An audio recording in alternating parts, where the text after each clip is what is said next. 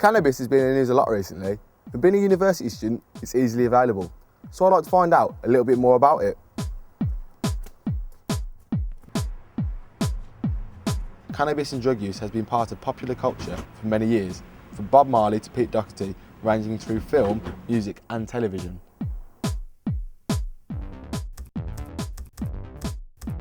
First things first, I decided to do some background research on cannabis usage and its effects.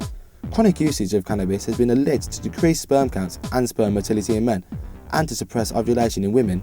I found out some facts. In the year 2006 to 2007, 41.4% of 16 to 34-year-olds were reported to have used cannabis in their lifetime. In the same year, 25.9% of 16 to 24-year-olds used cannabis just within that year.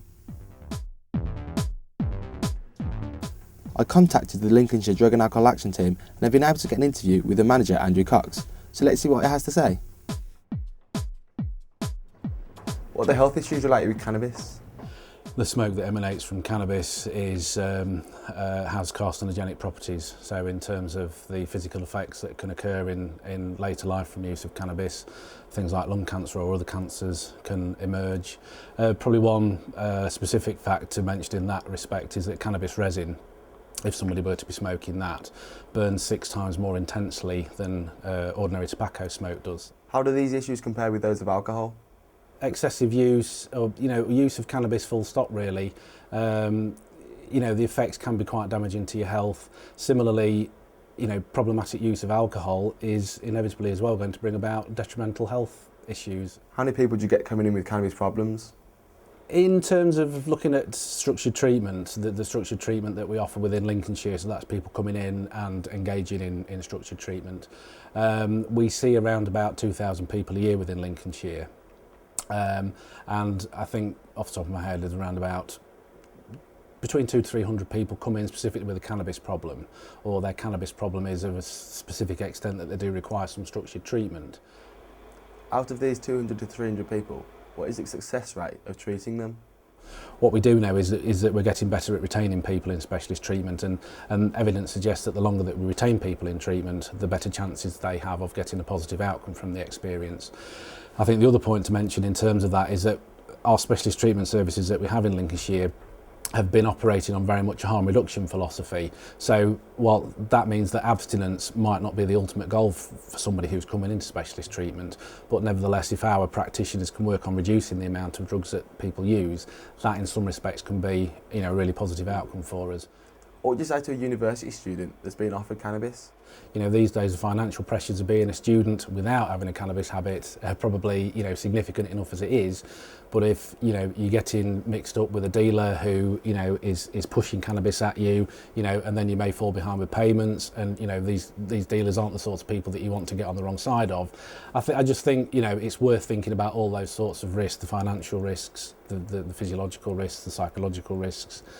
And then obviously the risks in terms of, if you get caught in possession, as the law stands, if you get caught in possession and you end up with a drug conviction on your record, that's incredibly inhibiting in lots of respects, whether we want to be travelling abroad to certain countries, places like the USA, kiss goodbye to going anywhere like that in the future if you wanted to, if you've got a drug conviction on your record. So, it's I suppose kind of what I'm saying is when you add up all those sorts of issues, it's almost like it's more trouble than it's worth really, so don't bother. Yeah. Just come out the interview with Andrew Cox, and I found out a lot from him. One of the most interesting points he said was how cannabis resin burns up to 6 times more intensely than normal tobacco does. I found that interesting because in my research, I found there to be no related deaths to cannabis. However, as cannabis is used alongside tobacco, this could contribute to the amount of deaths that tobacco causes.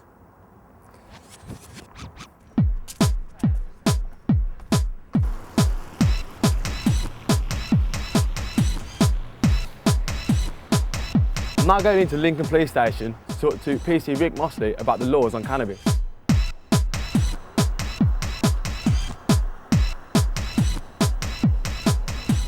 What are the current laws on cannabis? Cannabis is currently a Class B drug, which means it's illegal to possess and to supply, and anyone found with cannabis can be prosecuted.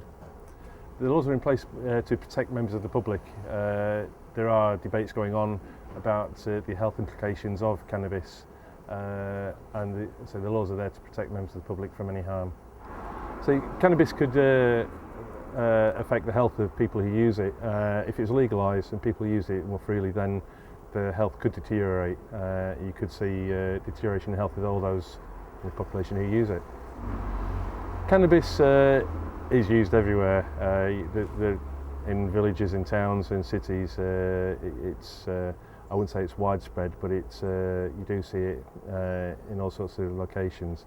And Lincoln is no different to anywhere else. There is use of cannabis here, and we do deal with it when we come across it and prosecute if needs be.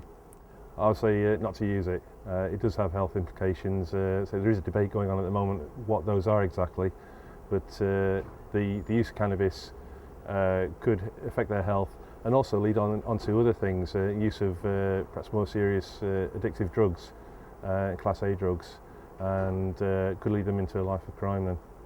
No, I don't. I have to say that I don't think cannabis should be legalised because of the health implications and the fact that it could lead on to other more serious things. There's a good few points that Rick made there. One of the main ones being that the current laws are in place to protect the public, and also that if caught in possession, he'll be prosecuted. Now I'm going to speak to a cannabis user. For legal reasons, his identity will be hidden. How long have you been smoking cannabis? I've been smoking weed about 3 or 4 years. Why did you start smoking cannabis? I started smoking weed basically, I saw a few of my friends smoking it once and I've always been open-minded about it, so I thought why not, and just tried it. Loved it since. How regularly do you smoke? Pretty much every day, probably normally about 10 as well, depends how much money I've got. How does smoking weed make you feel? Good. If it didn't make me feel good, I wouldn't smoke it. Cannabis is a Class B controlled substance. Does it deter you? It doesn't deter me from smoking it, because I don't think that smoking weed makes you a criminal. I don't think it's committing a crime of any sort. Where do you smoke? Anywhere, normally at home. I don't like to smoke it in public, because then it's causing problems with other people. How do you feel about cannabis being illegal when alcohol and tobacco are freely available? It annoys me really, because you don't really see any weed-related crimes or anything like that. You always hear drunk and disorderly, don't you? Stoned and disorderly, or anything like that. I mean, you get like higher crimes of heroin, but that's it. People robbing. Are there any bad points about smoking weed? There's a few bad points, like when you're skint and stuff, you can't afford it, but you get over it. Just spent some time with a cannabis user, found out what makes them tick, why they use it and how it makes them feel.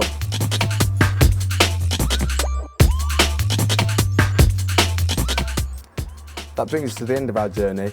I've learnt a lot about the good points, the bad points, the effects and the health issues of cannabis, and I hope you've learnt a lot as well. But it's now your turn to make your own mind up. I've been Paul Hope, thanks for watching.